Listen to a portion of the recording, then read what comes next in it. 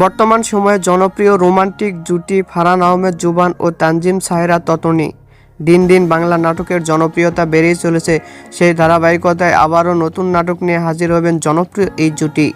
নাটকটির নাম কসম। এই নাটকটিতে অভিনয় করেছেন বর্তমান সময়ের আলোচিত অভিনেতা ফারহান আহমেদ জুবান ও আলোচিত অভিনেত্রী তানজিম সাহেরা ততনী।